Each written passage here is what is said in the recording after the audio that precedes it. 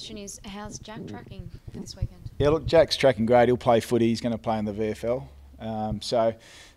Obviously a slightly cautious approach for us. We want to make sure that we really finish off his rehab and his ability to get back to play AFL right, and we think the best form of doing that's at VFL level. So it's great that he's back playing, but it'll be at VFL level and we'll have to wait one more week before he gets to AFL level. Did you seriously consider having him in the AFL this weekend? Yeah, obviously we did. We want to get him back playing in our AFL team, but we just think he's been out for 9 months. We certainly prepared him to play AFL footy, but at the same time we think the best approach at this point is to play him in the VFL and make sure he's 100% ready to go. Is that a robust conversation with him? He was pretty keen to get back in the AFL, last I heard from him.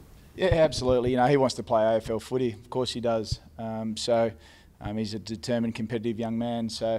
But ultimately, sometimes we have to make the decision that's in the best interest of him and making sure that he's ready to go for AFL footy, and we think that's via the VFL. So it'll be just the 1 week in the VFL, see how he gets through? Yeah, no, it'll be the 1 week, get through, hopefully get into some good form, and then we'll bring him back into the AFL. I know Salem wasn't. He's going to play this week. Yeah, look, he's coming back. He trained fully today, obviously from a broken thumb. So he's done everything possible. So he's definitely in the mix. We'll pick the team tonight, but there's a good chance that he'll be playing. Yeah. With Jack, I know the circumstances are a little bit different last year, but do you learn from maybe he obviously admitted that it was a bit of a mistake to come back earlier rather than later, and do you sort of learn from those past mistakes? Totally different scenario. Yep. At that point he was cleared fit to play, and he played back from an operation. This time it's a bit different. He's had 9 months out.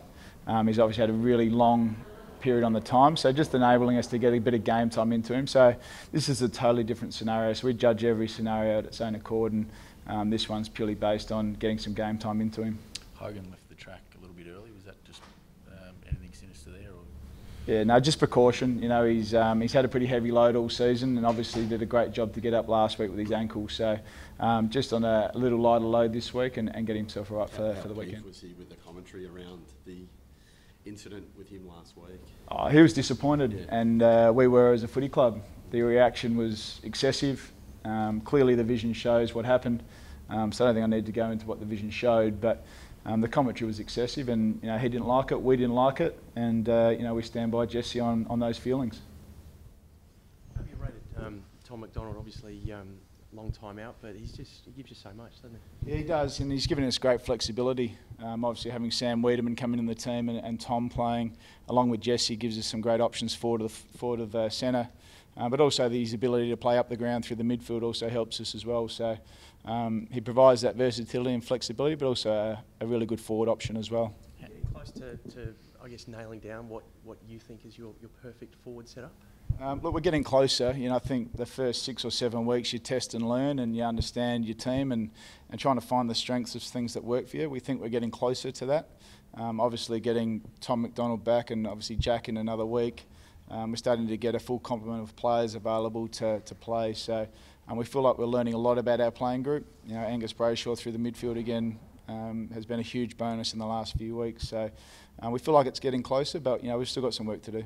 Just on Angus, read today that he's thinking of putting contract negotiations off for a little while. No doubt you guys will be pretty keen to sign him up pretty soon. Oh, look, those negotiations have never started, so we're really comfortable where we sit with Angus. He's a valued member of our footy club. He loves being here, and I'm sure that'll sort itself out in time. Are you happy for him, with what he's been able to do, given his struggles, I guess? Yeah, look, the club have been fantastic with Angus and his family, supporting Angus through a really difficult stage. Concussion was really prevalent in our game, and obviously one of the early players to go through some time on the sidelines, and obviously ability to build his confidence back up to be the player that he wants to become. So the club have done a great job in getting Angus to the position he is, as Angus has himself. So I think it's a great story around the head concussion and being able to work with a player and a family to get him back to full health and obviously fulfilling his ability. How did Jetta pull up from that collision with McCartan? Yeah, look, he's fine, Nev. Obviously he's had some head issues in the past, but he's pulled up 100%. What's your thoughts on Gold Coast? Obviously a lot's been made of their travel schedule. How do they loom as a challenge?